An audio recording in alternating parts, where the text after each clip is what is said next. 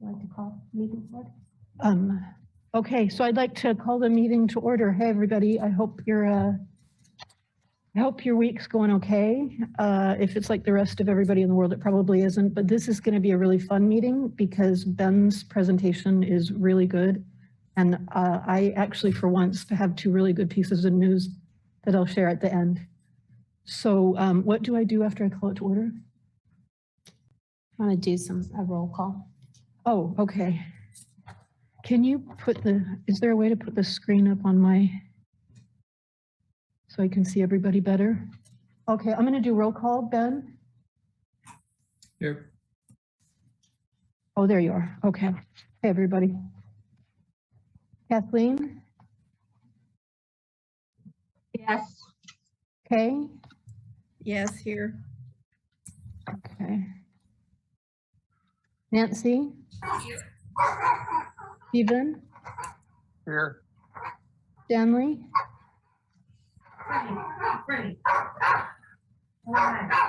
Yeah, Stanley, can you hear me? I'm here. Okay, Brian? Other people are ready. Did we get new Did you numbers? mute him? Here.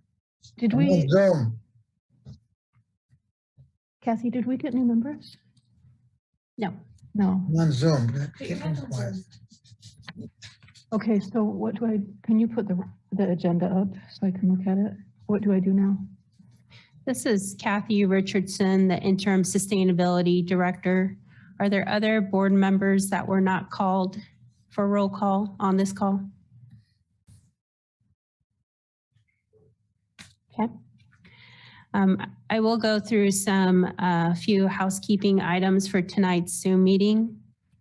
This is a special meeting called by the chairperson of the Sustainability Advisory Board. This meeting is being recorded and broadcast on the city's YouTube channel and cable channel 25. Please remember to mute yourself during the meeting when you are not speaking. The chat function for this public meeting is disabled. All chats will go directly to me. All board members, please keep your video on if you can. All others, please keep your video off unless you are participating during the meeting. If you're having any trouble, please send me a chat. And the city reserves the right to mute people or turn individual videos off to minimize distractions during the meeting. Please remember to state your name each time you speak for the benefit of those participating remotely. Now I'll turn it back to Kira, and it's back to the one item that you have for tonight. Okay, so it's Ben's subcommittee, and he has done so much work on this. This is going to be good. Take it away, Ben. Thanks for your vote of confidence. So yeah, my name is Ben Sykes, Sustainability Advisory Board Member, and I've been the champion person for the revisions to the weed ordinance. I updated the presentation that I gave back in March to talk about some of the revisions that we made, just to summarize those for people that haven't had an opportunity to read through the entire ordinance and that had comments from last time. So Kathy, am I able to share my screen? You are. Excellent. So this is quite a group work. Let's see if this works. Oops, sorry. This is definitely a group project. The Sustainability Advisory Board subcommittee on this has worked really hard, and I think has come up with a lot of good recommendations that we want to put forward as part of a new ordinance on noxious weeds, invasive plants, and managed natural landscaping. So just to remember what we talked about last time, and for those that weren't here, the existing ordinance falls under Chapter 18, which is called trees in our ordinances, and particularly Article 3, which is weeds in the existing code. And it seems like this portion of the code may not have been revised for at least the last 40 years. So the rationale for the revision was, this is what it looks like for those that have gotten deep into the weeds of the code. No, I guess pun intended, definitely pun intended. So the community at large members came and spoke specifically about the need to update the lengthy list of things that were identified as weeds within the existing ordinance, many of which are native, some of which are aggressive or grow quickly, but many of which are useful plants, including some that are used by native peoples and other elements. So the first core rationale for the revision was to modify this extensive list of plants. And those are well beyond the ones that were designated by the state and the county. And as we did that, we started to see that the declaration of noxious condition, including weeds and a huge number of other vegetation elements, was singularly defined by its excessive growth and were then subject to eradication and abatement.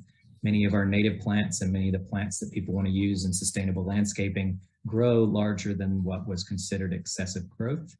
And the only way that people could grow those things as written in the code is by an exemption that would be provided by City Commission.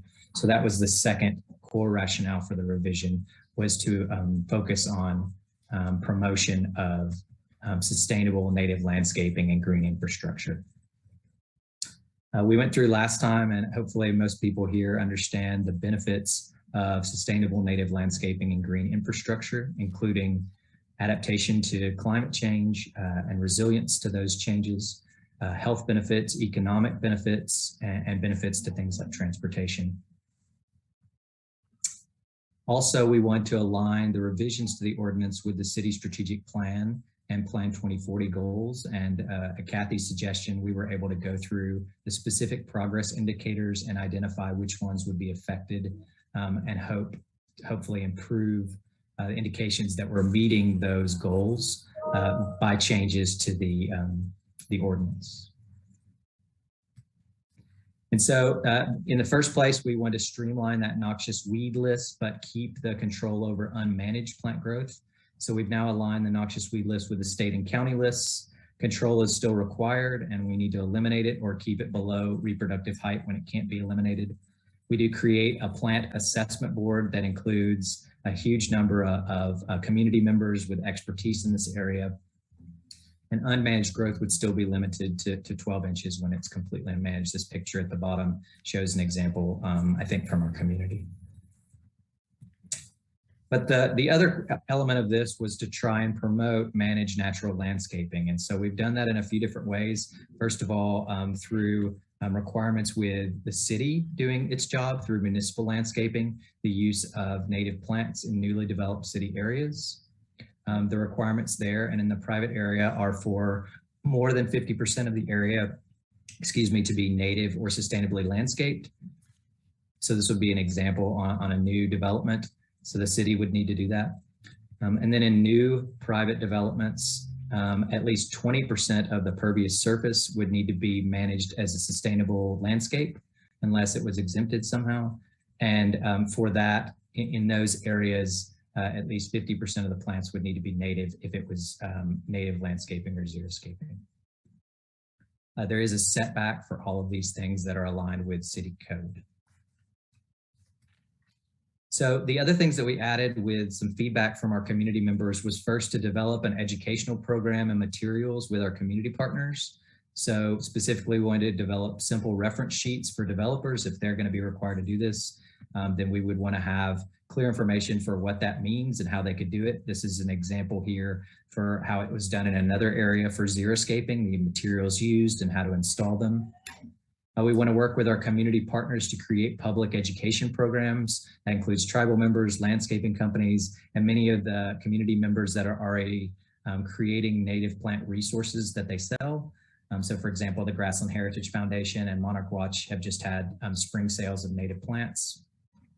This is an educational program that the Master Gardeners put on in March for sustainable landscaping. And we want to work with all of these groups as well as local nurseries and plant providers to help develop the resources for people to be able to do this. Another key element that we've tried to incorporate is a cost share program to help defray the costs. We certainly don't want to we don't want to increase the cost for people, and also we want to encourage the conversion of existing properties where people want to change out maybe their turf grass lawn to native landscaping or to sustainable natural landscaping. So in our proposal, the city would match up to 50% of the costs, 50% of the costs up to $500. Those eligible expenses would be determined by the city and community partners, and the Parks and Recreation Department would handle applications. Ultimately, the City Commission would determine how much the total amount for the program would be, and also how it might be split between proportions dedicated for new developments as well as those for existing homeowners. We talked about this last time, how we've tried to modify the abatement and enforcement process to create something that might be more amenable to not just arbitration, but also so that we can have more conversation in that process. We've also tried to create this progressive fine system. We did change it to a set percentage based on property value, but we still haven't been able to get any feedback from the city attorney's office on that. But I think that we would love to do it that way if that's possible. And the owner of the property would have to be provided with clear details on the violation and processes for appeal. Okay, so there were some previous elements that we talked about that I just wanted to come back to make sure everybody was up to date on them, and then I'm happy to answer any questions that people have. So one was, we talked about chemical trespass last time.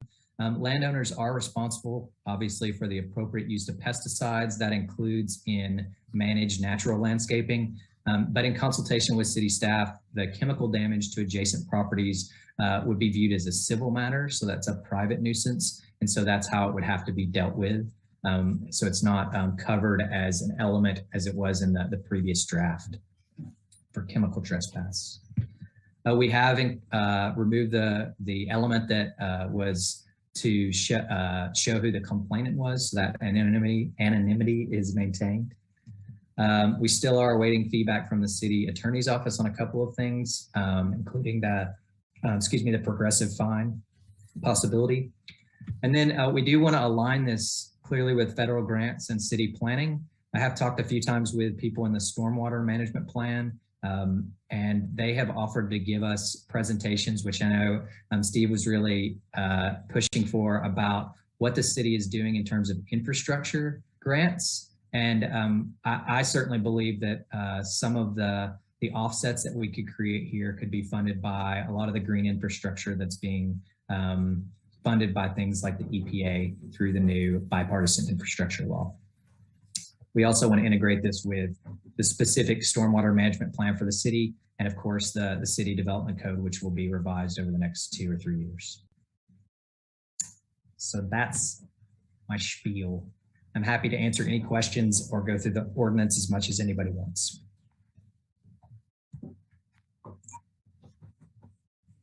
Maddie Bell, board member. Yeah, I had a couple questions. So under section 3.3, which is, sorry, I'm scrolling, I took notes. Native vegetation. I just wanted to clarify, because it says a minimum of 20% of previous surface area of the parcel shall be landscaped as a managed natural landscape.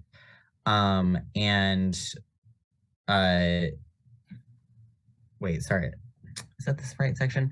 I believe it is. And there's also a statement in here that says the city shall require 20% of the previous surface of all newly landscaped private areas to be landscaped with native plants. So are those the same? Is it saying like the 20% of landscaping that is required will be fully native plants?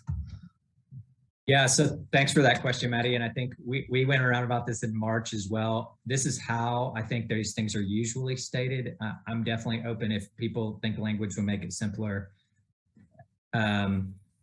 So basically when we say 20% of the pervious surface, that means if you think of all of the property that you have that doesn't include your house or the driveway or things like that, right?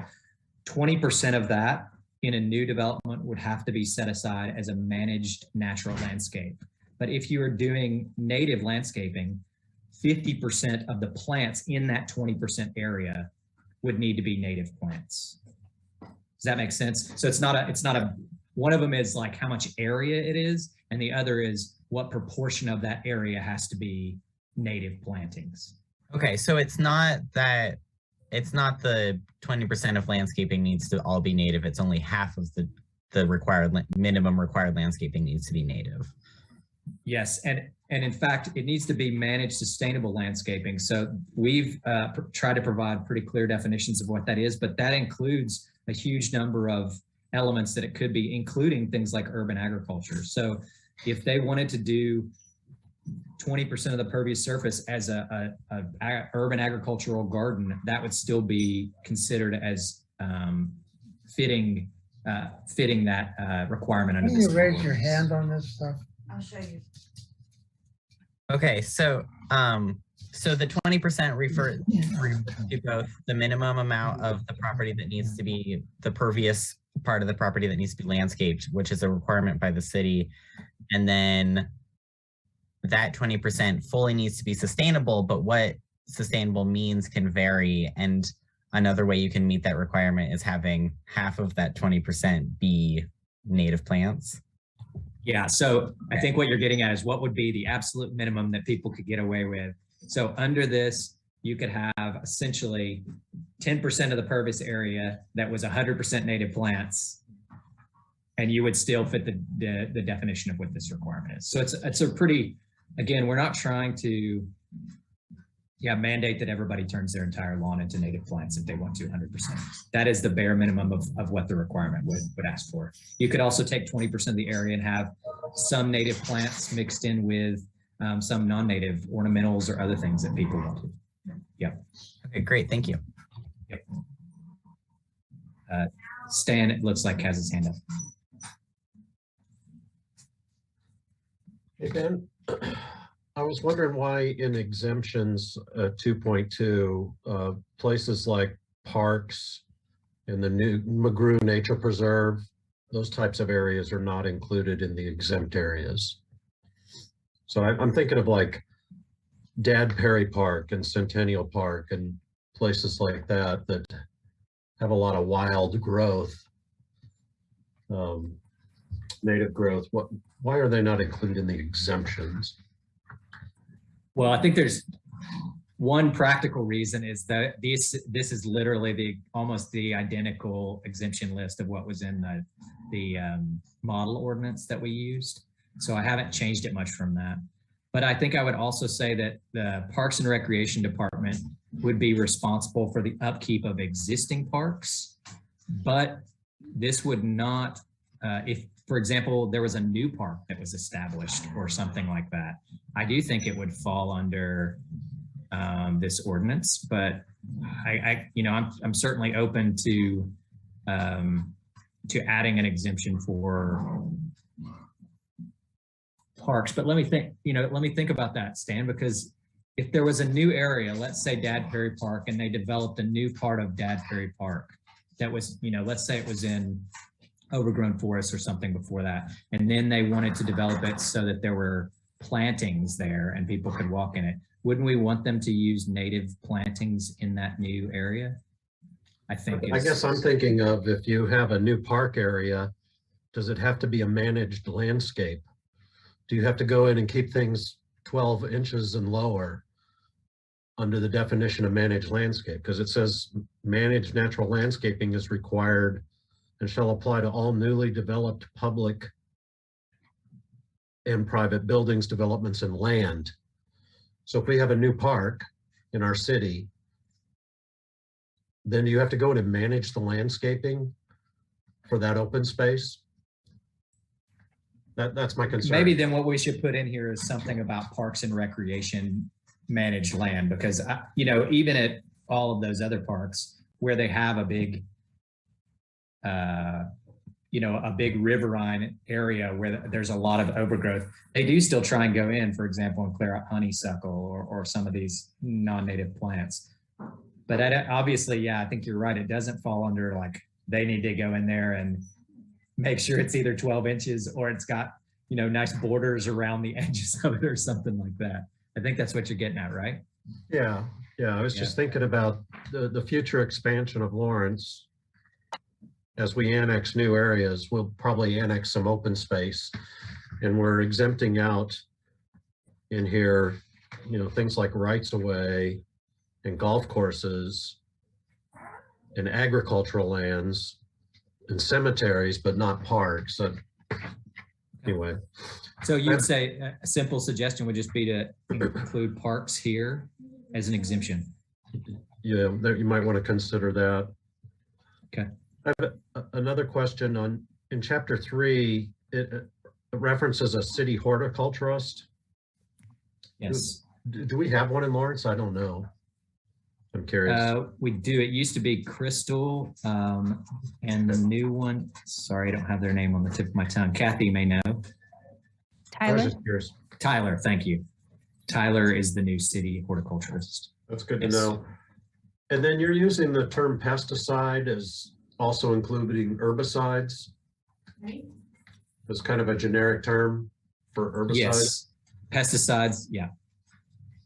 Okay. I mean, I can add herbicides or pesticides. I've just said instead pesticides includes all federally and state regulated chemicals used to control plants, insects, animals, fungi, other microbes. Okay, that's fine. And then I have one more question. It's towards the back.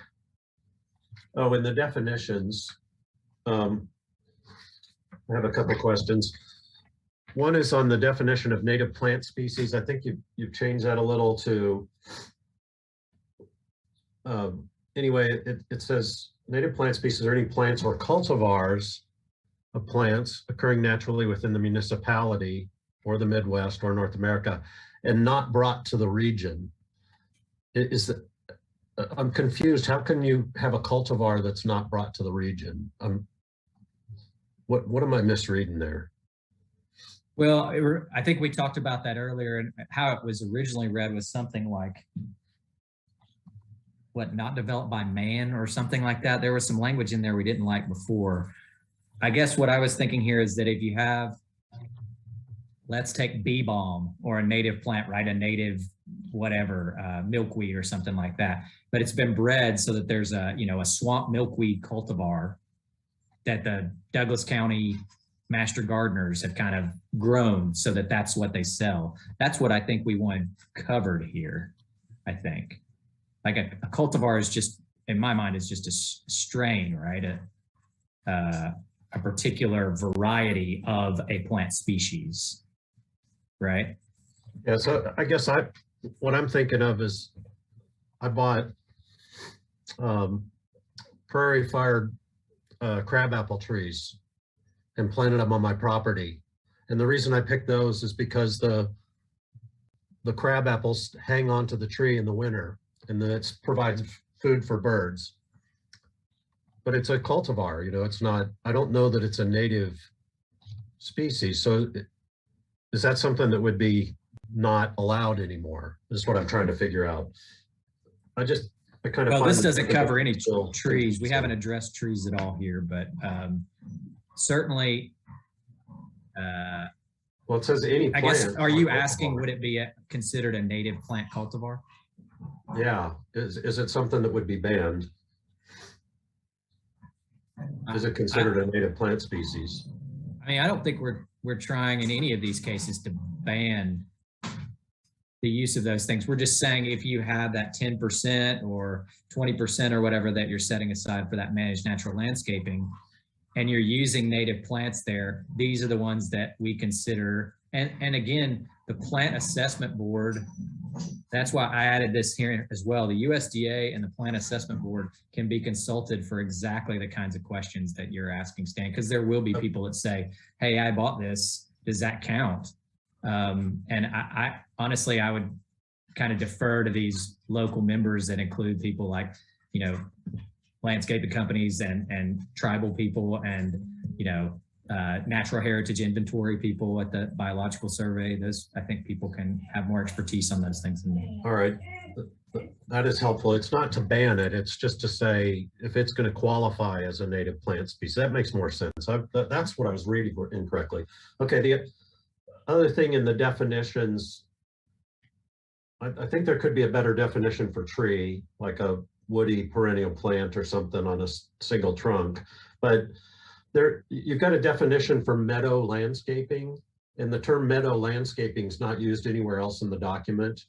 I'm not sure why that's in there. Since we don't use the term anywhere else.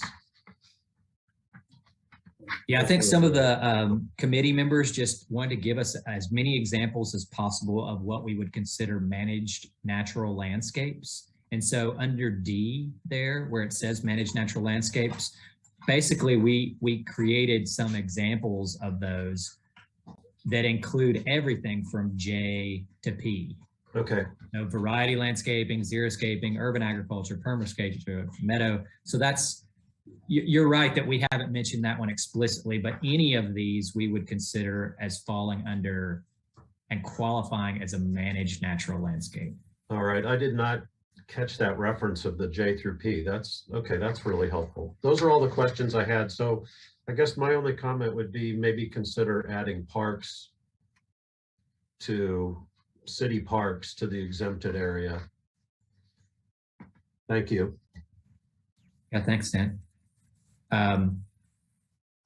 Kathy, Hank has his hand up. Can we go there? Should we, are we doing the separation of board questions and then public questions? I don't know. I think we need to do the board ones first and then we open it up to the public. Isn't that how we do it, Kathy? That's correct. Yeah.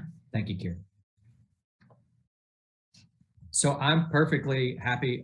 I'm happy to include parks as exemptions as well there. I would ask if anybody else on the board has questions about the ordinance, has thoughts about adding parks or any other changes they'd like to see. Unintended consequences. We've tried to think as much as we can of like what might be unintended consequences of, you know, changing the weed list or requirements or, you know, last time I think you guys saw that we didn't have the, we only had the idea maybe of a cost share program. I think we've opted to try and write the ordinance that we want to show City Commission, which includes things like an education program and a cost share program. I'd be happy to entertain any other thoughts people have. Steve Kramer, Sustainability Advisory Board. Ben, looking at everything in here, first of all, I applaud the fact that you've got definitive lists from the state and from others for both noxious weeds and native weeds on a reference. That's fantastic. But going back through some of the things, I want to make sure I understand 50% of 20% of pervious land. Has that been vetted through the city on how we would enforce that yet, or is that still to be done through discussion? It has not. It has not been. So these would be new developments.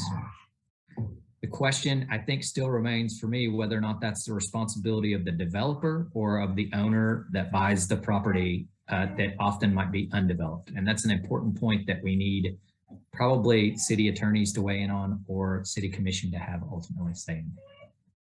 Yeah, it does seem like it's probably additional job duties and responsibilities, which would require job roles, just define arbitration on that. The whole vetting of the planning and then the follow through. It seems like there's probably quite a bit of city infrastructure that's going to be involved in trying to implement and then later to enforce that. The same question comes up when we start looking at the cost share program. Again, I know this has worked with other cities. Does this have funding yet? Is this something that sounds like it's very realistic? Or is it, again, this become an action item about how we could implement this? The program as it's established now would have to be funded by the city commission. The city commission would have to make a decision to fund it. I will say that in discussions with people in the stormwater office, there are federal opportunities for green infrastructure if the city is concerned about how to offset those kind of costs. But yeah, I mean, obviously we don't have any power to dictate what money goes where, right? We can only make recommendations to the city commission. This recommendation would have to be paid for by the city commission deciding to do it.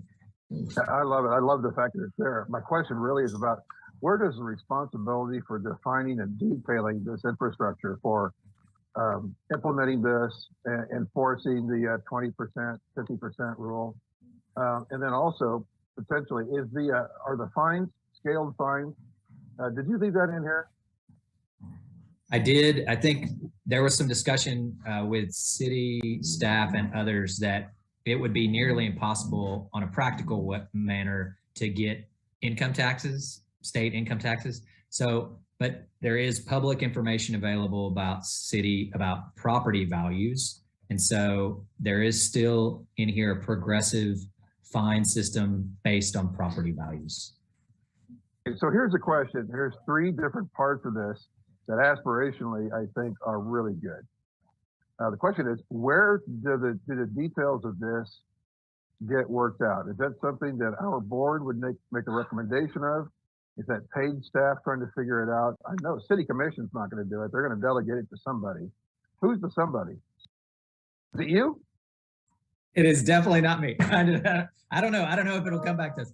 So let me tell you three elements that I know of how they would get worked out. First of all, at least how it's articulated here, city commission would set the overall amount for that cost share program. And then they could say 50% for new developments, 50% for existing homeowners, or 70% for new developments, 30%, whatever. That was all they would need to do in terms of the cost share program to move forward if they had the money.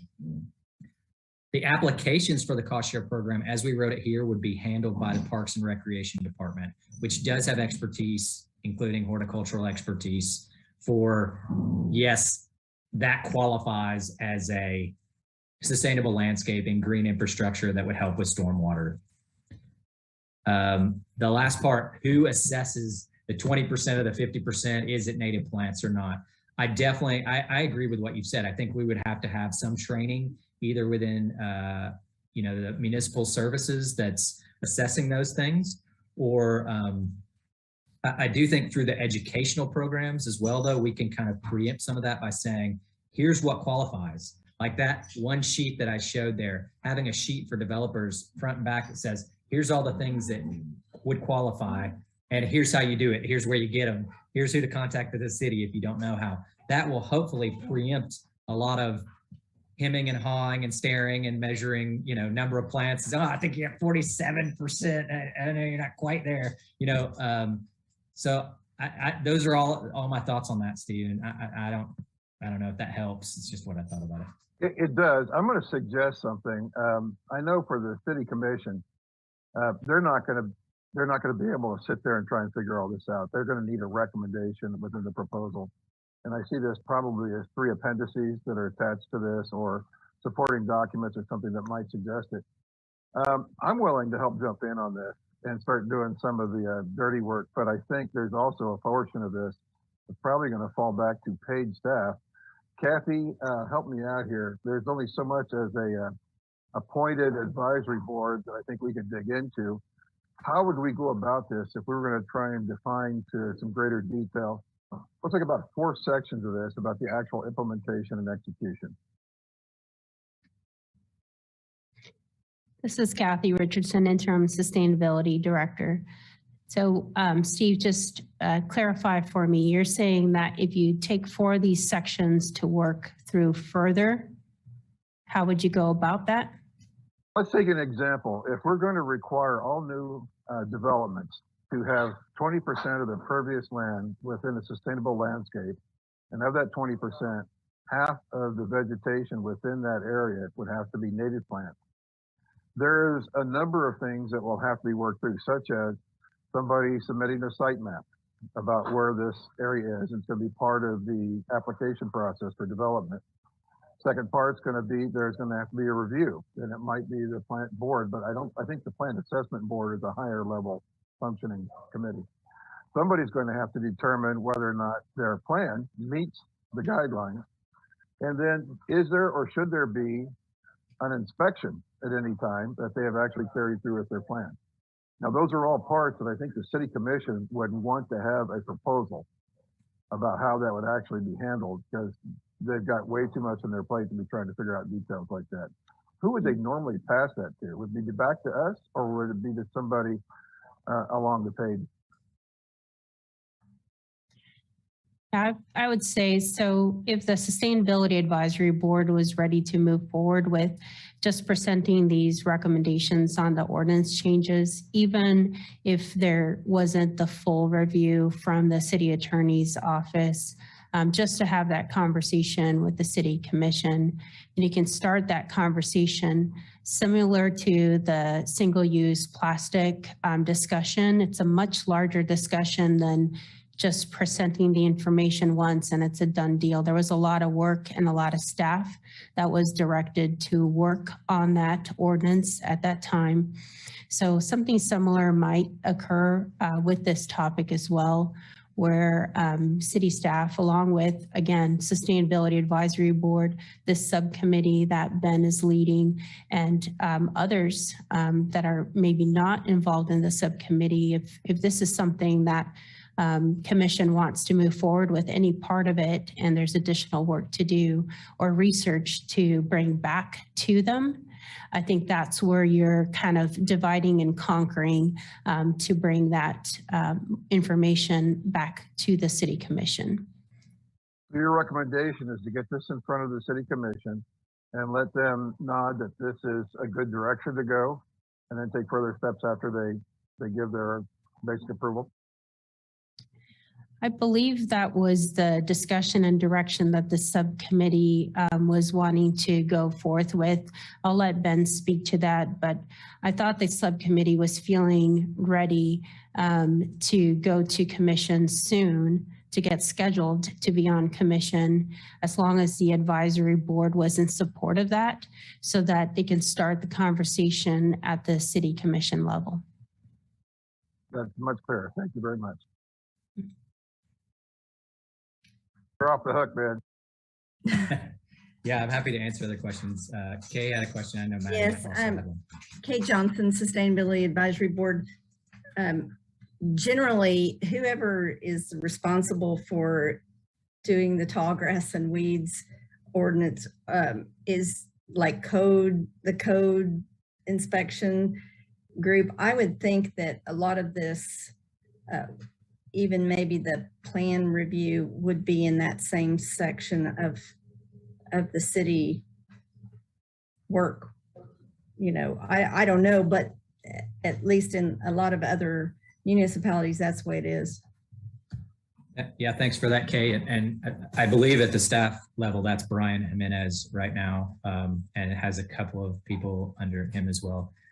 I think, you know, one of the points that you're making more generally, I think, Steve, is that this makes it more complicated, right? It makes enforcement more complicated when it's not simply, is it smaller or higher than 12 inches, right? I mean, that's a really straightforward, very singular line to divide. But unfortunately, what gets left on the other side of that, which gets excluded, is our native vegetation and a lot of other sustainable landscaping that can help with a bunch of our strategic goals. So I thought about that a lot in ways that, man, it's going to be harder to enforce this, right? It's going to be, there's expertise that's going to have to be built.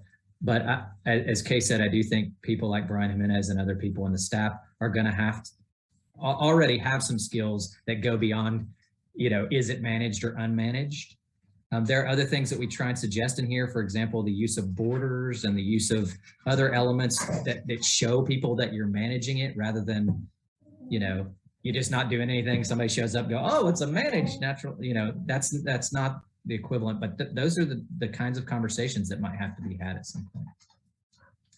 And Maddie, I will say, oh, sorry. just one last comment then. This is something that I think is wonderful. This is good to see. It is a stretch beyond what has been done before. So there's always going to be a lot of work with it. But if we don't tackle some of these things and take them head on, we're never going to get better.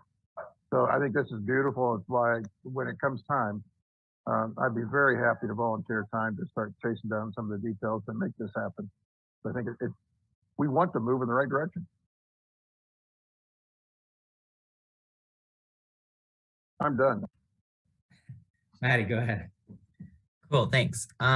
So I also had a question about the 12-inch rule, essentially. So I know that it applies to non-native plants, but in the section about it in chapter 3, it says under unmanaged plant growth, it says managed natural landscaping, 3.2 above in definition section, with vegetation native to our region, ergo prairie plants, or urban crops are often taller than 12 foot, particularly in summer to fall. This vegetation must be clearly maintained in a healthy condition and fit the other standards detailed above. So does that mean that it doesn't, like the 12-inch rule does not apply to these native plants? And if so, who deems it to be healthy? Like, because I know that like neighbors can basically report on each other to the city, like, or, you know, a lawn that they see that's like, hey, this is above 12 inches. So I mean, I guess I'm just like wondering about that kind of situation where like whether it's, oh, this, I can recognize this as a native plant and it's deemed to be unhealthy, or I don't know this is a native plant and I think my neighbor's yard is over 12 inches and I want to tell the city, like that sort of stuff. Yeah. Thanks for that, Maddie. This is Ben Sykes, SAB board member. So the short answer, I think, is that if you have managed native vegetation in your lawn and it's taller than 12 inches, it is exempt. It is exempt from the 12-inch requirement. What is managed and unmanaged is going to have to be a decision that's made. That it's very hard to provide clear-cut definitions of what that is. We've tried to provide examples of how people could show that it's managed. Personally, I would love it if we could get signage or people to tell the city, look, I have a managed natural landscape, so that people like Brian Jimenez or other enforcement people can already have that on their radar when somebody might complain or something. But there will still be some complaints. There will still be some people that think this is unmanaged, but the owner may think it's managed. And those will hopefully, through this change in the arbitration procedure, will provide that homeowner the opportunity to say, look, here's how I'm managing it. Here's why it's a managed natural landscape or something like that. And I hope those are fewer and far between if we have a robust educational program about what that means that's crafted by the Plan Assessment Board and other really knowledgeable people in our community. Cool, I don't know if that answers your question. Yeah, exactly. And I just wanted to clarify, when I was using I didn't mean me personally, like, oh, I'm sending my neighbors to report on them. Yeah. It's all Maddie. And then there was I think a typo I noticed under 5.7, inspections should have, I think, a number 4 right next to it. But I think that those were all my questions. Thank you very much. Nancy. So I think you've done a terrific job, and with the change to add parks into one of the exemptions, I'd like to make a motion that we pass this forward to the City Commission. Well, I don't think we can make a motion until we've heard from everybody, right? I think after you make the motion and it's seconded, then you have discussion. Is that, do I ask for the public's comments before we? I swear to God, I've been practicing the Roberts rules, but. Usually we do make sure everybody's said their comments from the board, and then any public comment, and then a vote. And then a vote. Okay. All right. So can we hear from the have public? A motion before you and a second before you have a vote, and you can have all the public comments after. Okay. Motion. Thanks so much, Nancy. Does anybody second Nancy? I appreciate your help. I think typically you have the public comment before you make motions, but. Yeah, that's what I thought too. Maddie, board member, I would like to hear public comment in case there's something that I hadn't considered before passing or seconding a motion to adopt the revisions to the ordinance.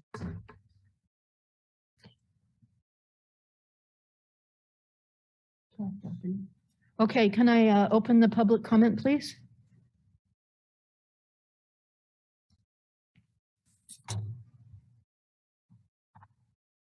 Let me bring up my other screen. Okay, Hank Gorisco. Yes, thank you for working on this so hard. I know this is a great step forward. I really appreciate all the work everybody's done. The one concern I have is there's a category of vegetation which I don't think has really been outlined in here or addressed appropriately, and that is naturalized vegetation, which is very useful for medicine and food. So it would come under plants, the exemption, say food plants or plants used for other scientific purposes. But I'm especially concerned about things like dandelions, which are not invasive. I mean, are they invasive species? Or a plantain? There's the narrow leaf and broadleaf plantain, which is also a very useful plant, as well as being an edible plant. It's a medicinal plant. So the way it looks to me here is that would be left to the discretion of the city staff or the plant assessment board. So I can't really, can I imagine going to the plant assessment board and say, okay, I want to have dandelions in my yard? I mean, is that going to be a viable thing for them to say yes to? And there's many others like that, which I use, and I know many other people. There's an herb group in town here that values all these kinds of plants, which are not noxious plants. They're not native plants, but they are naturalized. They've been here a long time, and I think they have a lot of value, and people do use it. So I would like to at least see some sort of addressing this issue, those category of plants, where that would be addressed as well as native ones. Native ones are used as well for those issues, but those particular ones that are very common, which I find useful. So I just want to see how that that's all the comments I have. I appreciate your comments, and I'm so glad you're here. I've been working so hard to get more of the public involved, so I really appreciate you coming and commenting. I really value that. But Ben will need to answer your question. Yeah, thank you very much for your comment, Hank, this Ben Sykes, Sustainability Advisory Board member, and for some of the input that we had over email as well.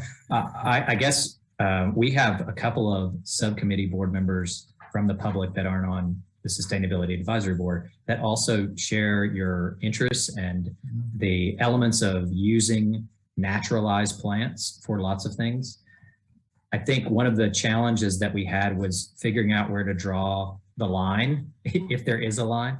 So just to be clear though, dandelions, plantain, those naturalized plants, now that we've changed the weed list, none of them would be considered noxious weeds. All of them are, or most of them are below 12 inches. So even if they're completely unmanaged, they still wouldn't, right, trigger a violation, essentially. The way that I think you would need to, that we would approach do they qualify as managed natural landscaping, essentially, is to make that argument in front of somebody like the Plant Assessment Board and say, hey, look, these are not native to a region, but they are useful. I want them included as, hey, if I want to make a dandelion garden, that should qualify as my 20% of my pervious surface of my new area or something like that. So just to be clear again, they wouldn't be in any way, now with the change to the weed list that this institutes, they wouldn't be considered noxious weeds at all, even though they do grow really quick. And so you could still grow them. Just currently, as it's written, they wouldn't satisfy that requirement of new developments. Yeah, is that? I was thinking more, I know they're not noxious weeds, but are they invasive weeds? See, that's the question I have. And also there are many others that do grow taller than 12 inches that would be useful, nettles and whatever. There's a whole list of naturalized weeds, which people have used, pioneers have used them, et cetera, and all that. Yeah. So, yeah, I guess that would be nice to address that issue. That would be my personal concern, would be to address that somehow, and, to include that as, naturalized vegetation in some way. I mean, what would be excluded? What in your mind would you draw the line? Do you have any ideas as to where that would be? I mean, what plants, for instance, would be considered invasive that would be useful but not not native, but you know what I mean, that would be naturalized. I don't really know of any offhand. That's why I'm wondering what that would look like. Like Yeah, chicory, chicory is used, or you know, all these things that, you know. Yeah, there's only currently the state of Kansas on its noxious weed list only has 11 species. Under the changes we've made, those, and I think most everybody knows many of those are agricultural weeds. They're not necessarily urban-y kinds of weeds.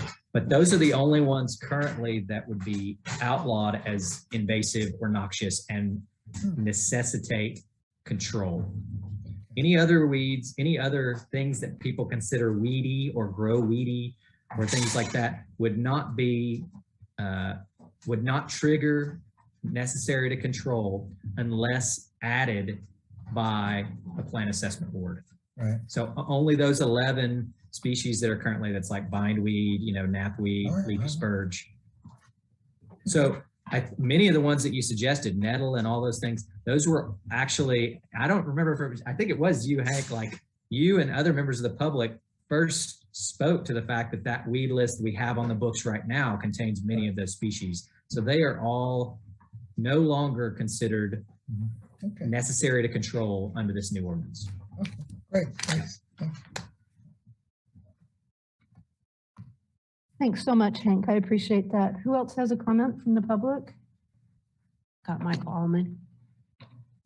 Sorry. Yeah, hi, this is Michael Allman. Oh, hi, Michael. I was participating with this committee as one of the members of the committee from the public. And I appreciate what Mr. Rasmussen and Mr. Kramer offered, and I'd like to comment about that. Like the question about whether we want our parks to be managed or not. First of all, when we put managed in here, we also have definition H of unmanaged plant growth. And the idea isn't that it's a difference between whether you're growing native or natural or you're managing. You know, if you're managing it, it's native or natural. If you're not managing it, it's, you know, something else. That wasn't the point. The point is if it's managed or if it's neglected. If you're actively cultivating and managing it, that was why we use that terminology. And in that context, the city right now manages their parks all the time. The thing is, right now, under the current weed ordinance, there's basically one methodology for managing, and that's a lawnmower or a chainsaw.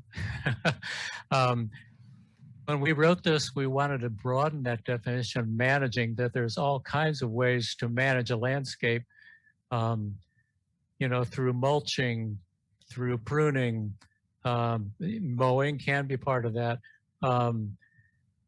through a variety of combinations, which in permaculture we call guilds, you know, hand weeding, any number of ways to manage that's not just mowing. So that's what that word really kind of means for us, that it's somebody actively engaged with intent to manage the landscape. So I hope that kind of helps.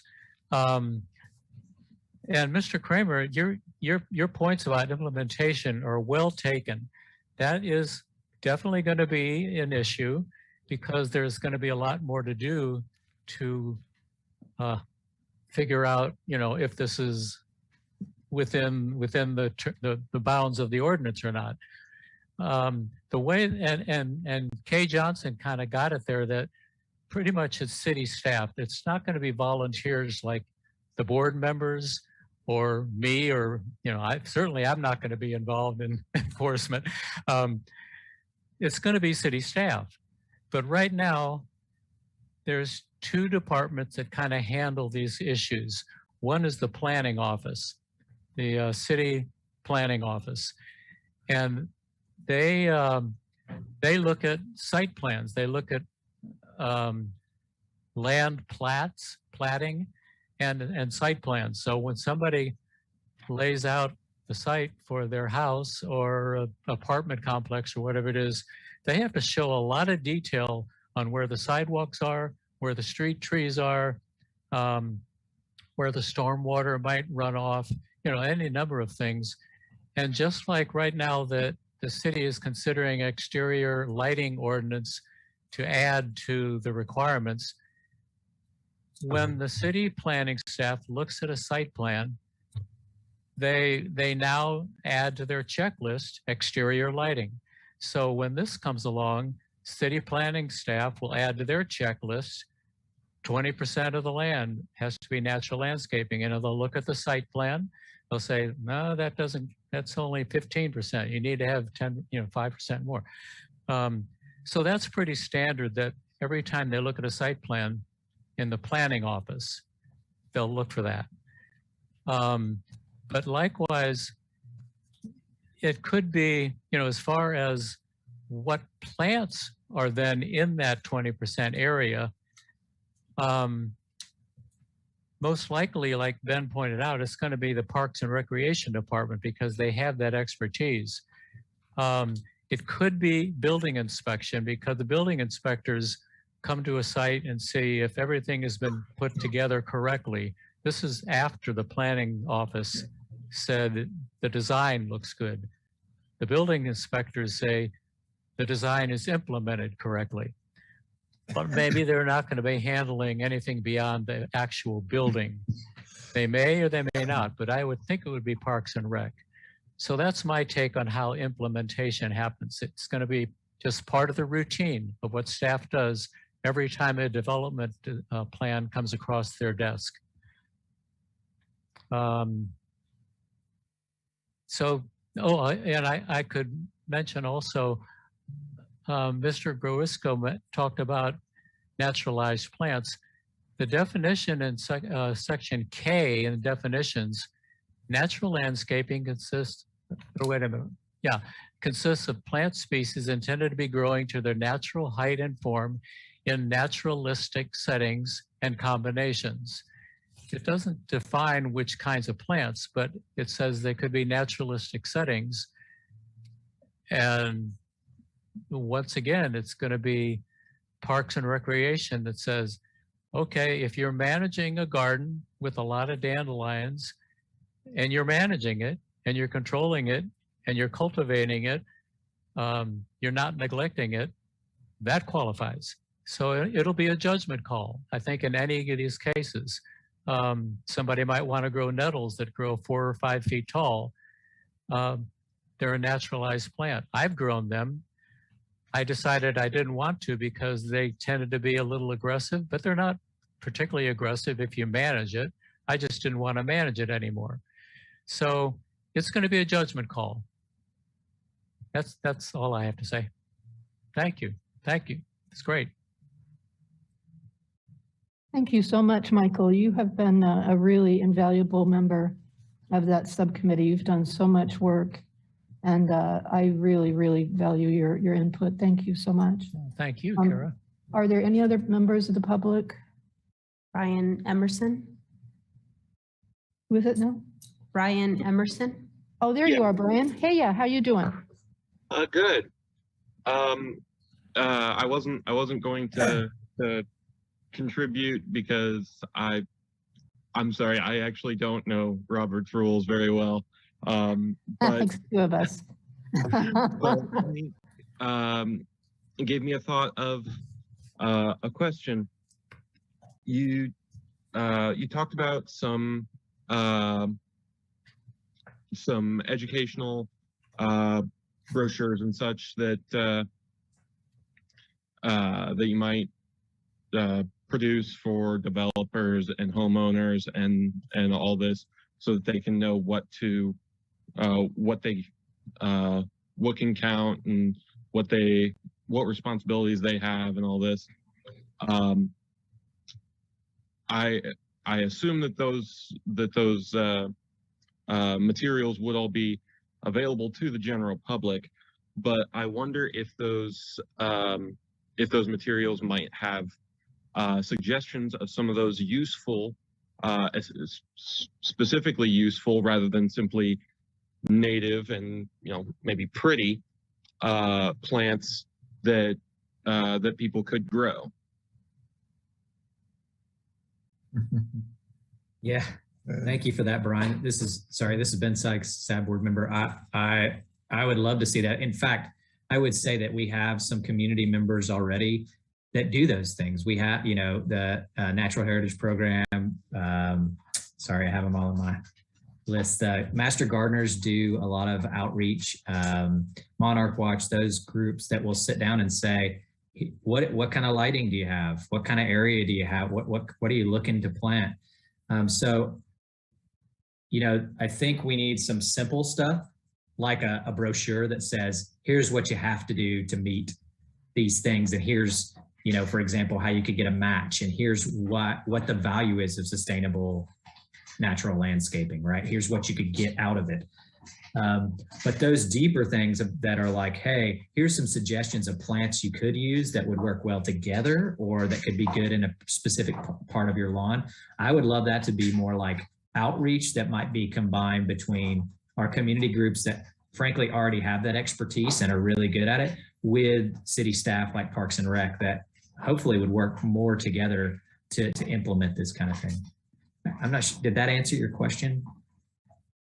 Yeah, that makes a lot of sense. I think my question mostly had like a lot to do with in my head, like the design of the brochures and whatnot. But the answer I think would be to simply have references to what you just talked about, those master gardeners and everybody in that kind of information. So yeah, I think my question is well answered. Thank you. So kind of where to go for more, it sounds like. Yeah, like even in a simple brochure, like here's where you go. Yeah. Here's some links, or here's groups that do it in our community that you can contact. Okay, I like that. Thanks. Yeah.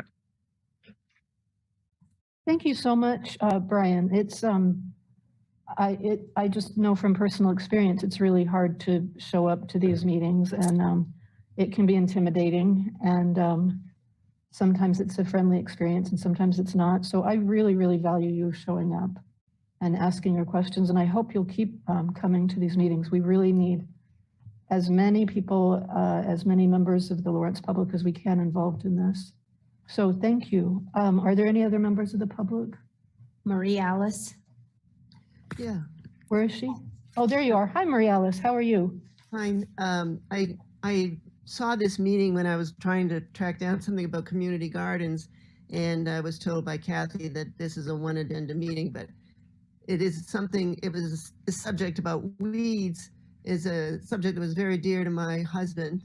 And I figured, well, since I'm here, I might as well comment. And Rex Powell, he spent, I can't tell you how many hours with the county people trying to get them not to mow the sides of the roads so relentlessly. And he always said that wildflowers are not weeds, and that, you know, he grew up in, he's a fifth generation Laurentian, and he grew up in southern Douglas County, and he remembered all these wonderful rock walls and blackberry bushes growing on the sides of the road, and it really frustrated him to see this relentless mowing. So I hope that that's part of your revisiting these, you know. He passed away, unfortunately, in 2019, so they haven't been bothered lately. But, and I don't know, Kathy, about what we can do about the problem that's brewing in our community garden.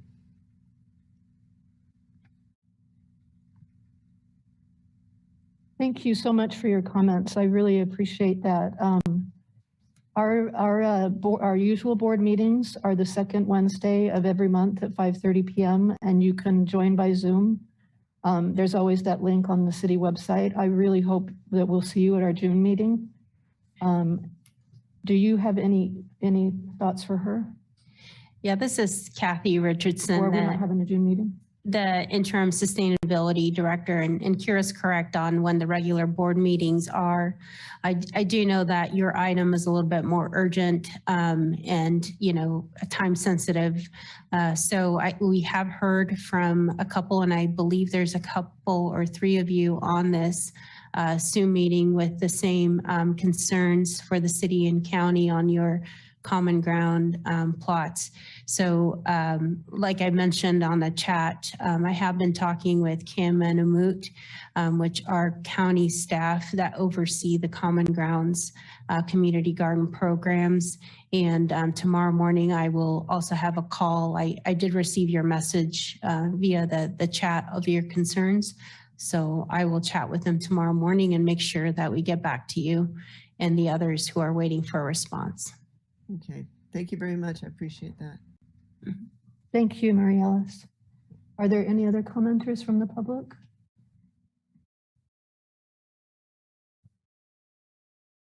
There was somebody at the beginning of the meeting that I didn't recognize. Does she want to comment? Anyone else want to comment? No more public comments? No. I just realized that I was so worried about getting everybody's comment in that I forgot to do mine. Do I need to do another motion so that I can then speak? No, you can speak at any time. I don't need to officially like declare it back to the board. No, and this is Kathy Richardson, the interim sustainability director. Now that you've heard the public comment, all the board members can comment or have a discussion on those items that the public brought or anything new that you have that you'd like to share with the board. Okay, so for my comment, I actually have pictures of my yard. And Kathy's going to bring them up. Can you bring up a different, can you bring up like a more general, just a bigger? Okay, so this is my yard and my health strip. I started taking out the lawn quite a few years ago, and it was a lot of work. You're at, hold on one second. I can't see the, oh, here it comes. Never mind. Great. Okay. Is it okay to talk? Mm-hmm. Yeah. Okay, so a few years ago, well, more than a few years ago, I started taking out my lawn and putting in a more climate resilient landscaping. And I got to be honest with you, it was a pain in the butt. It was so much work. I'm glad I did it when I was younger and felt a little better, because I don't know if I would be up to it today. And it turns out, and I never knew this, that actually grass is, once you've got it in, it's really pernicious. It just keeps coming back and coming back. So it actually was hard to get rid of the grass. And even to this day, I'm having to like go after it like a weed. But these are native, climate resistant, drought tolerant, heat tolerant, flood tolerant plants. They're really, really high and fluffy right now because, you know, the weather is just not that hot and we've had a ton of rain. And I'm really bummed out because the daisies are all about to bloom and the health strip just looks gorgeous when all of the daisies and the calendulas, and I've got some flowering succulents and some echinacea, some coneflower. And when they're all blooming, they just look amazing. And early in the spring, when they just first start to come up, they have little purple flowers everywhere and they just look great. I live in an HOA, and the HOA, as you can imagine, has not been supportive or happy about it at all. And they were worried about my plants spreading into their lawn. But if you can bring up that picture where there was like a lot of dirt.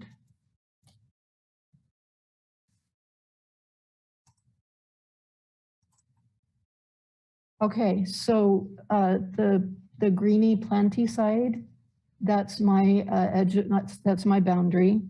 And this other side is my neighbor's boundary. And right now in Lawrence, and her yard has been like this for a long time.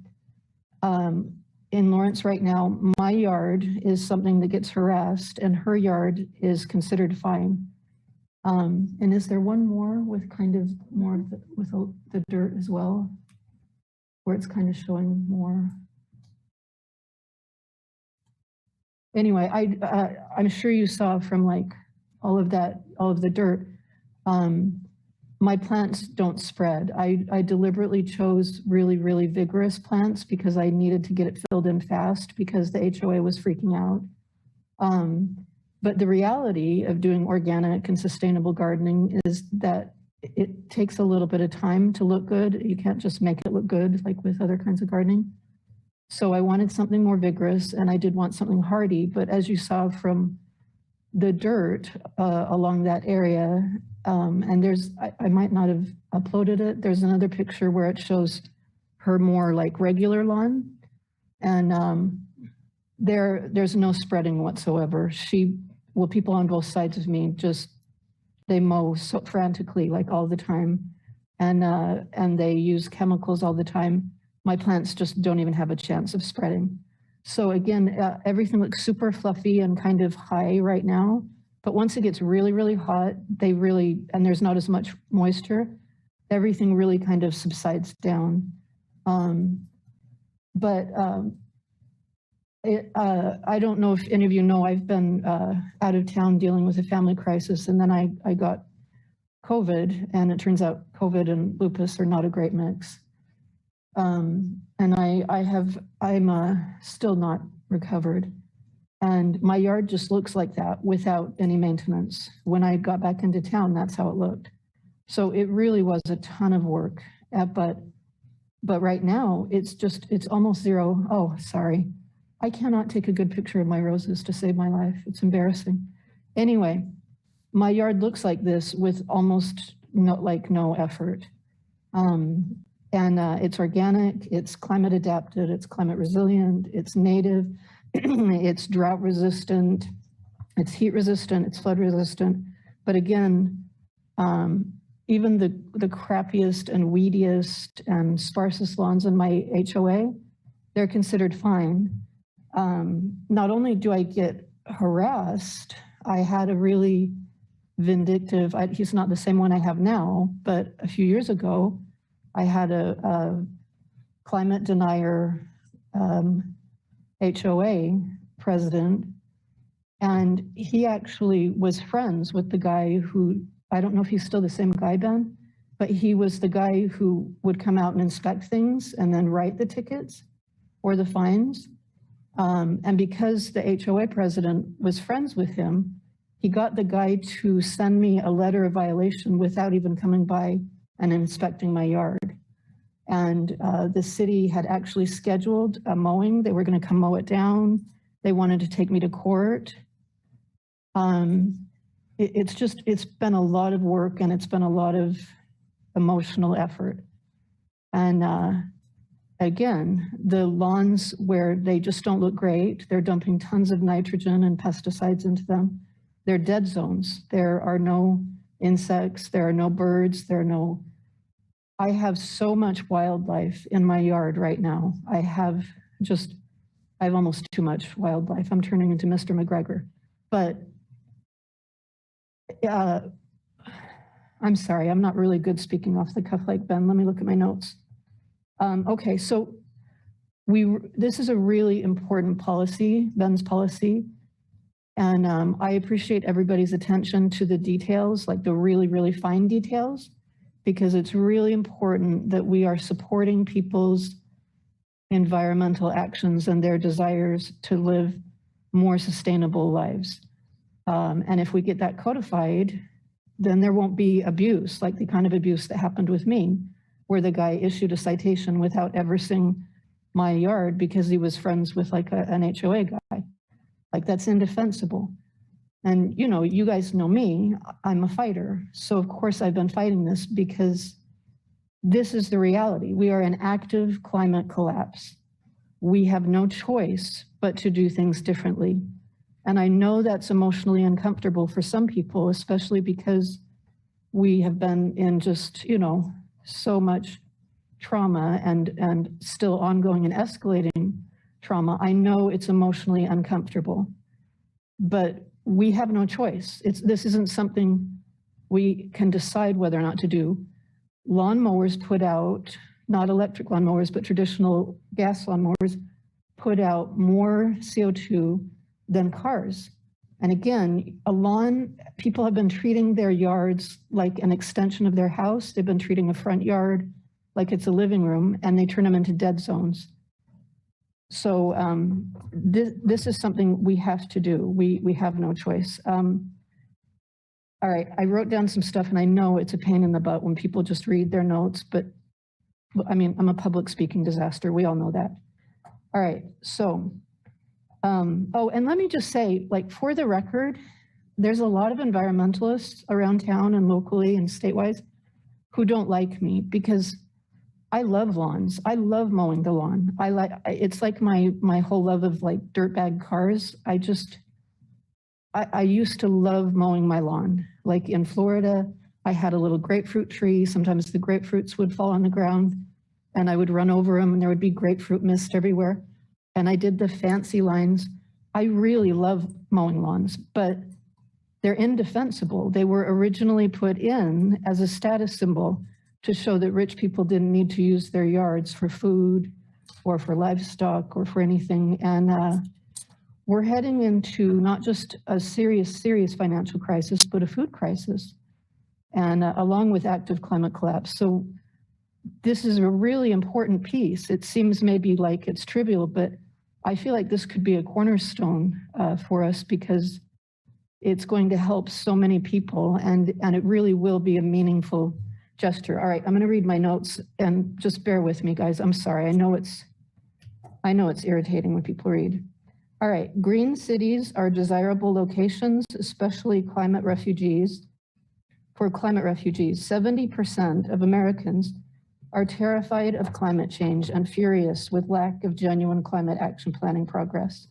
Even if you ignore the undeniable scientifically material reality of climate collapse, the other stark reality is that green yards, green homes, green municipalities are incredibly lucrative. This is going to be a bad summer for fires, flash floods, hurricanes, and even with the housing crisis, there are going to be bigger and bigger amounts of climate refugees and self-directed transplants away from the coastal and southern states. Those people especially will be looking for progressive green cities with serious climate crisis action plans. And this policy is very important in our climate action planning. People want accessible, meaningful options to adapt to climate change, and they're suspicious of greenwashed personal environment solutions. The board needs to focus on supportive incentives, on carrots instead of sticks. We need to make it as easy as possible for an exhausted, unsupported public to pursue individual low carbon lifestyles. Sorry, I hate it when my voice shakes when I speak. Sorry, guys. So not only is Ben's policy going to help people live more sustainable lives, it's going to message to the world that Lawrence is going to be truly a green, climate adapted town. This policy is a wonderful addition and cornerstone of the Lawrence Green New Deal, which was renamed 5 Steps for Sustainability by the ex-mayor because he thought it sounded too socially democratic. But the board passed it, and they passed it unanimously. And that's supposed to affect every decision that the city makes. So this plan, this policy recommendation is well within that purview. One last thought. I have been in a lot of different states and cities this past year, and it's been embarrassing to see how far behind Lawrence is in climate adaptation and emergency preparation. We get a lot of mileage out of our progressive reputation, but the reality is we are decades behind even a lot of tiny, very conservative towns. Climate resilient, climate adapted yards and landscaping will be brilliant teaching tools that model sustainable behavior and signal to potential businesses and new citizens that Lawrence takes the climate crisis seriously. Ben's policy is a wonderful gateway into a more long-term and environmentally conscious citizenry. I'm really proud of you, Ben. Okay, so that's my thing. I'm done talking. My voice is not going to shake anymore. Does anybody have any comments? Or comments about the public comments? Stan. Oh, sorry, Stanley. Yeah, so I appreciate your pictures of your yard. It's beautiful, but I'm concerned. Then would that be per the guidelines that you've laid out here that say you have to have a 3-foot setback along all paved surfaces, public paved surfaces, I look at what Kira's done next to the sidewalk in the street, and I'm thinking we're banning that by requiring the 3-foot setback. Is that right? This is Ben Sykes, SAB board member. Yeah, I don't think, I think that's a height requirement on the setbacks, Stan. It's not like you can't have any vegetation at all in terms of that setback. That's the height requirement for the setback. So you couldn't have vegetation that's, for example, 4 feet tall that's right next to the sidewalks, I believe is how it's written right now. But all of the setbacks are meant to conform to the existing codes that we already have on the books in terms of distance from neighbors' properties and distance from paved surfaces and stuff like that. Does that, I believe that answers, I think that's how I believe we constructed it, Stan. It says a 3-foot setback shall be provided along all public paved surfaces in alignment with the existing Lawrence Urban Agricultural Code. Setback landscape shall be no taller than 6 inches in height.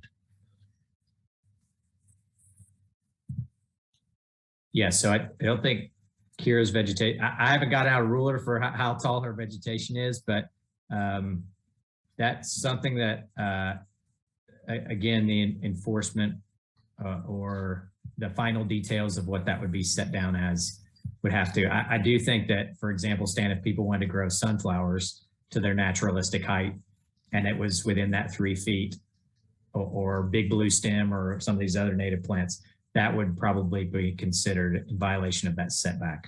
But well, any of the native, she said she had daisies growing in there, and I'm assuming they're more than 6 inches. So anyway, I'm just curious if that is a impediment. Thank you. It's a good question. I don't know the specific details. I think what we wanted to avoid is, for example, neighbors complaining that people's vegetation was hanging over into their yards. Somebody could say the same thing if vegetation, for example, was hanging over the sidewalk or something like that. But I think maybe those are too fine a details necessarily for an ordinance of this scale to address every single one of those example issues. But I do think that the meat and the core of what, and I appreciate Kira raising my name with it. I'm happy to represent it, but I will say it's a lot of work by a lot of people in the subcommittee. And I would hope that once you guys approve it, that you would all see it as your ordinance and that you all gave input, and it's a sustainability board's recommendation ordinance. But yeah, those specific details, Stan, like what you're asking about in Kira's specific case, again, like we talked about when Steve raised the issue, this is not going to make things simpler in terms of, hey, it's 12 inches or it's not. There's going to be situations like that where vegetation at certain times of the year might be taller than the specific thing for recommendation. And those are going to have to be things that we work through. But I do think it's worth working through those things because the benefits that we get from sustainable landscaping and the ability to increase native vegetation and people being out in their yards and doing urban agriculture and other things. Maddie Bell, board member. So would something like Kira's yard that is very fluffy right now because of the temperature and weather we've had, say it's like 8 inches, right? And someone was feeling petty and they did come by with a rule and they were like, well, this is above 6 inches, 3 feet from the sidewalk. So would that be something that would, like, if they wanted to cause, like, sorry, not to cause a problem, if they wanted to do that and, you know, bring this up, would that be something that was figured out through like an arbitration process if a city employee did come by and was like, okay, yeah, this does violate it?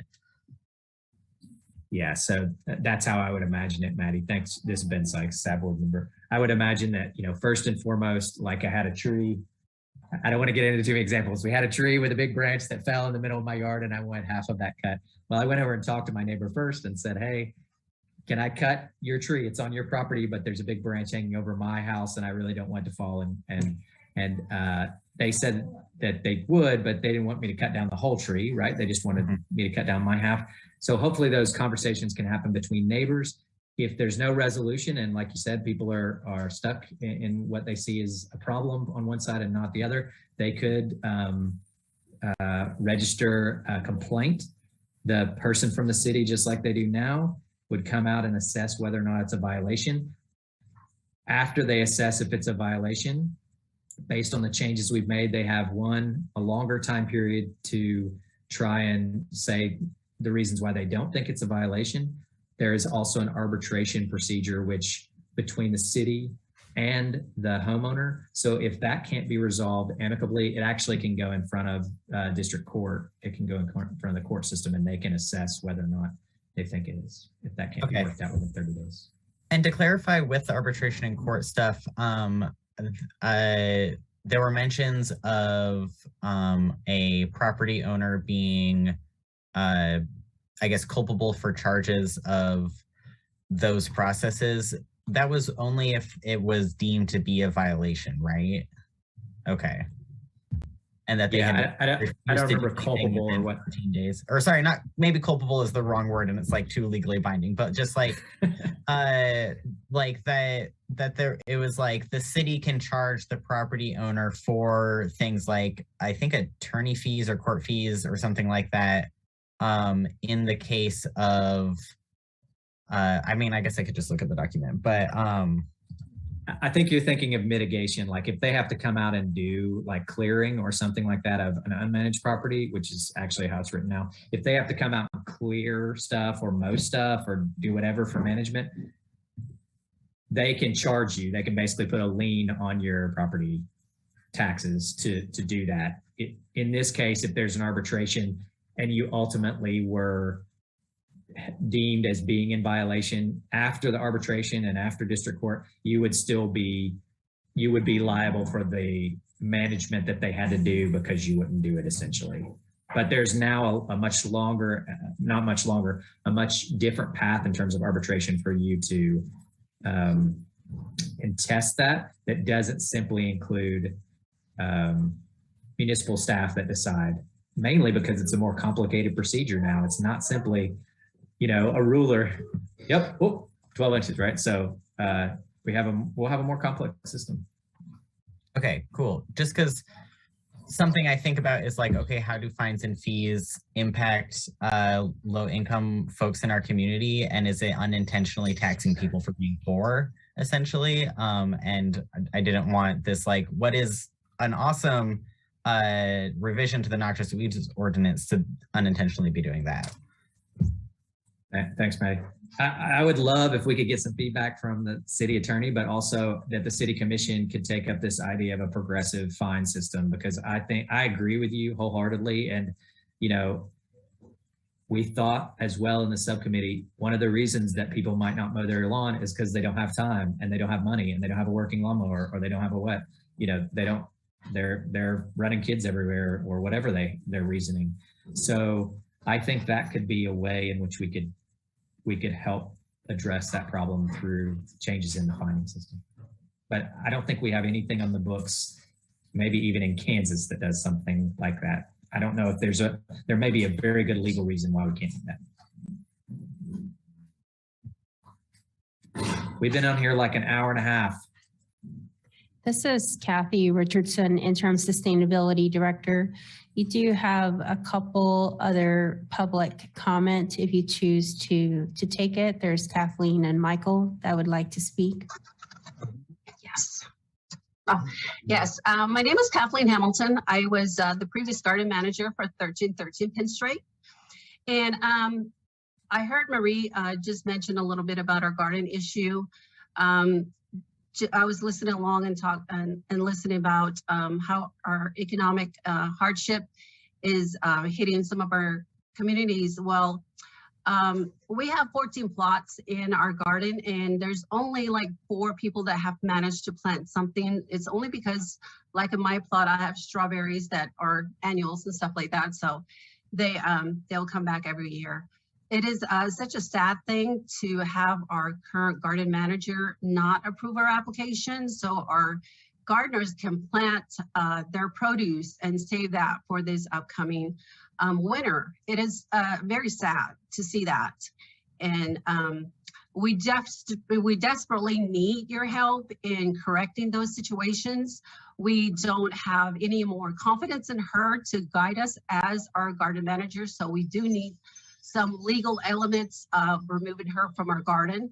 I hate to be the one to be saying that, being the one that I just stepped down from being a garden manager. But I do have several individuals that have managed a garden before and are currently garden managers that would like to step up and take her place. So I am just wanting your help desperately to get my gardeners a way to get into the garden, to plant what they need, to be able to save what they can save. I mean, it is almost the end of May and we do not have anything growing in our garden. So if you want to come by at 1313 Pennsylvania and look at our garden, you can see that we have nothing. We have nothing growing in our garden for my gardeners, just because we are being held up by a gardener, a previous gardener that wanted to, I don't know, just get power hungry and not allow anyone to plant anything. So again, I'm appealing to you to help us to correct this situation. And thank you for hearing me out. Thank you so much, Kathleen. I really appreciate you, and I appreciate, that's a bad situation. That's an untenable, unsustainable situation. Kathy or Ben, do you have any insights? This is Kathy Richardson, Interim Sustainability Director. As I mentioned earlier in this meeting with another public commenter, is that this item has been received by the city and the county. I will be contacting Kim and Amut from the county. They oversee the Common Ground Community Garden. So I'll be talking to them tomorrow morning and then responding back. So I did jot down the names of those that are on this meeting, and as well as giving an update to the Sustainability Advisory Board members as to the resolution.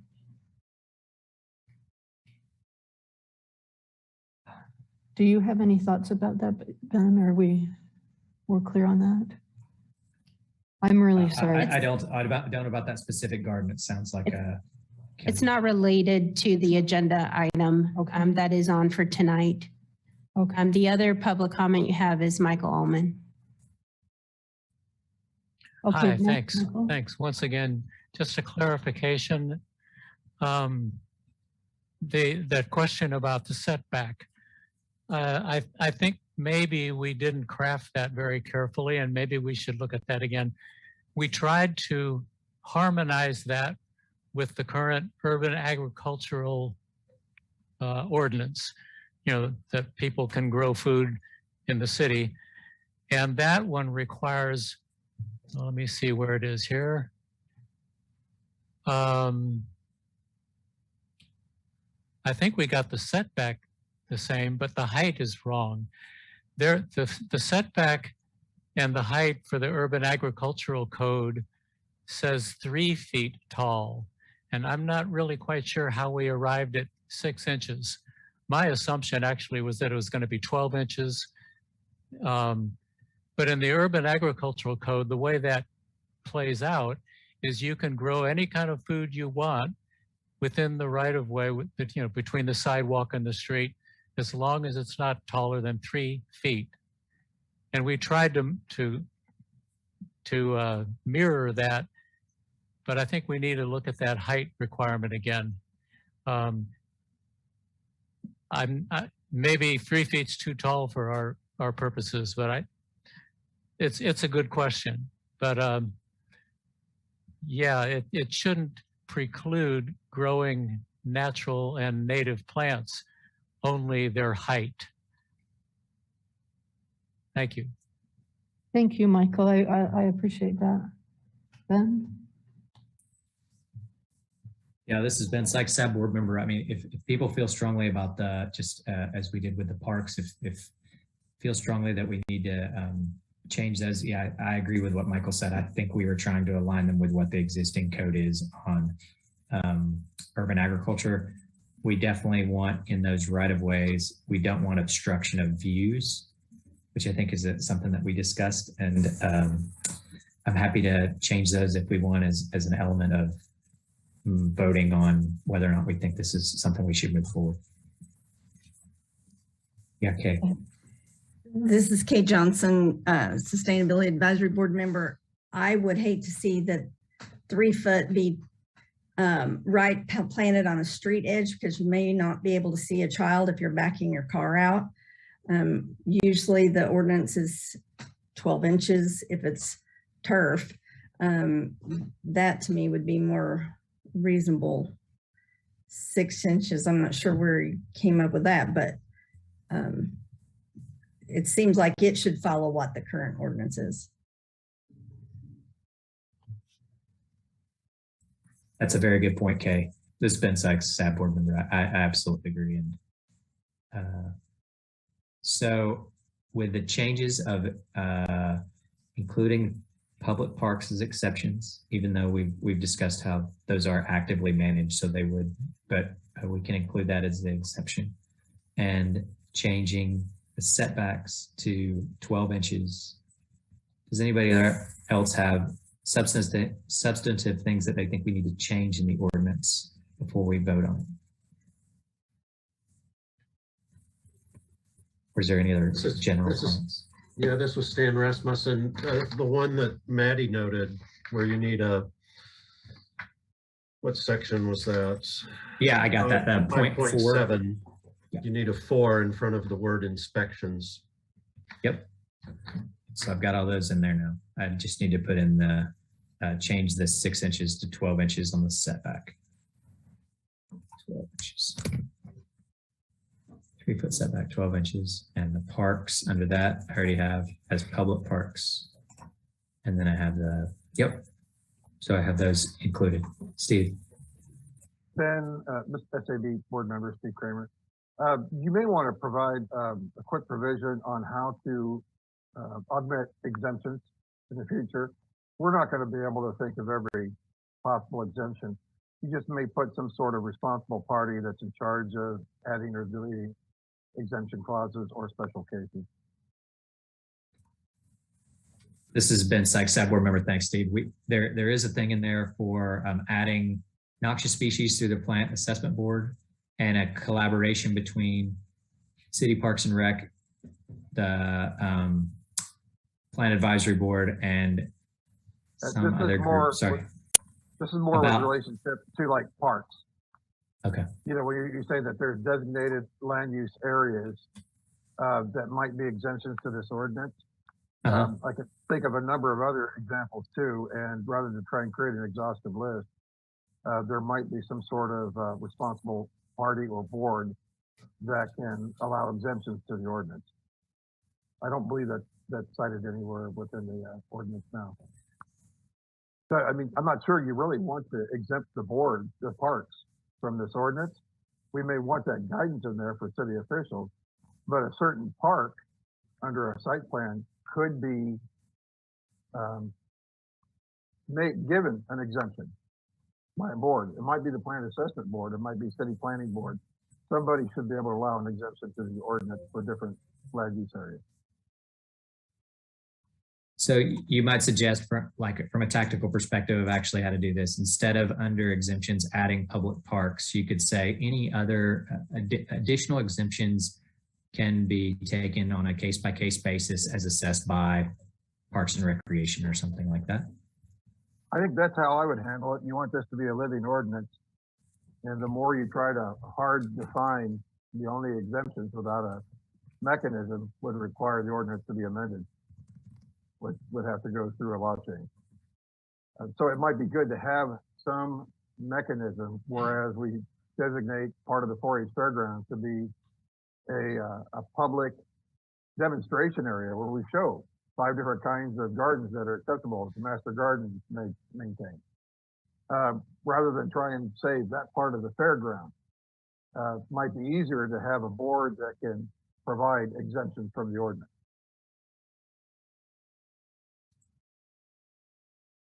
This is Stan Rasmussen, SAB member. I think Steve makes a real good suggestion.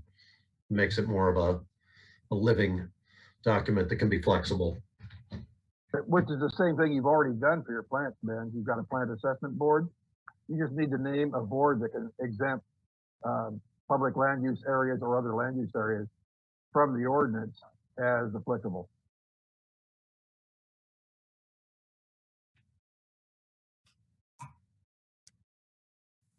Would it be creating too much of a circularity to have the City of Lawrence Parks and Rec be the entity that assess those if they were the ones, for example, that already manages the parks? I think that's actually a pretty good place to put it because they're more in tune with what those needs are. More importantly, they're directly report to the city commission. So, Okay. or to the governance of Lawrence. So that puts them into a good responsibility area. But we want additional areas for exemption, not just simply exemptions. We don't want like a big blanket umbrella, right? Correct. Yeah, I'm saying on a case-by-case basis. Okay, additional exemptions of areas on a case-by-case basis will be assessed by the City of Lawrence Parks and Recreation Department. I like it. That's good. I appreciate that. And it does build in that flexibility for future things when something weird comes up that doesn't need to come back. Yeah, it's just mimicking what you've already done for all the plants with the plant assessment board. Same thing. Thanks. Any objections? Okay, I've got that in there, and I have Stan. Then I should probably not put public parks in there. Then feel comfortable just not having that. Yeah, this is Stan Rasmussen, SAB member. I agree that I'd rather have that the way that you worded it in response to Steve's comments.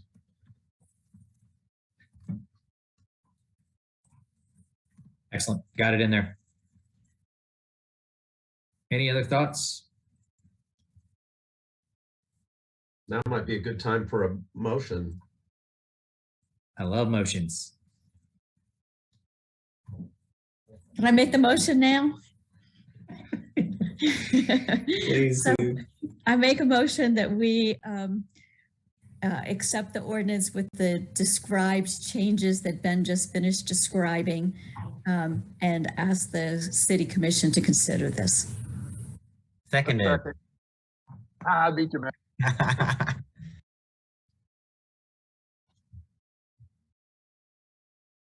Call for a vote. Okay, let's call for a vote. Well, so I think we have discussion if anybody wants to discuss. This is Stan Rasmussen, Sorry. SAB member. I'm going to vote for this. I think the timing on this is really good and the timing on this is really bad. I think the timing is good because the city is doing a comprehensive, they're gearing up to do a comprehensive review of their development code. But that's also maybe a bad thing because it could get lost in all that shuffle. So hopefully the city will take time to look at this and get it incorporated into their evaluation of their new development code as they move forward. But it might be a while before they really take any action on it, given that they are going to work on their development code. But I'm going to vote yes. So thank you, Ben. Sorry. Maddie Bell, board member. I did note that I think it was at the beginning of the document, the goal for this being like introduced was winter of this year so that it could be noted and followed by planters for spring of 2023. So I think even if it takes a little bit of time, that'll be okay. Ideally, a little bit of time doesn't mean like a whole calendar year, but yeah, you know, who knows? It's government work. So yeah.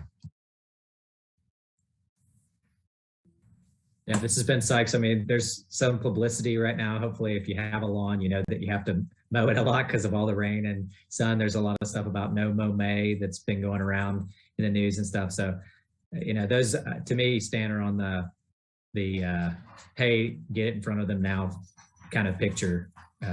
Whether or not they're able to take it up and deal with it now is probably a whole different ball of wax. So.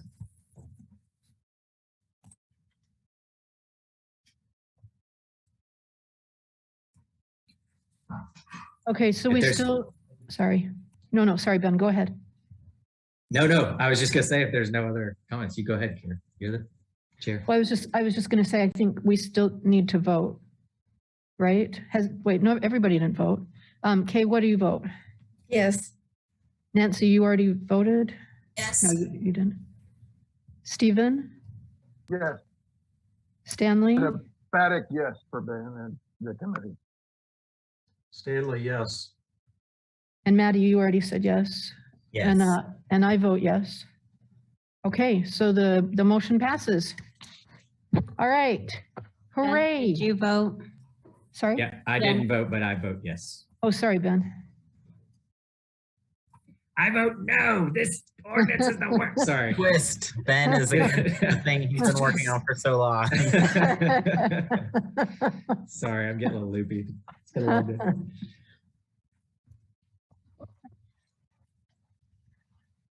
Okay, so do we call the meeting? Adjournment? Do we adjourn the meeting? I move we adjourn. Do I have to Second. ask? Second. Okay, all right, everybody go watch something funny and get a lot of sleep. Have a good night. Aye. Thank you. Good night. Thank you all.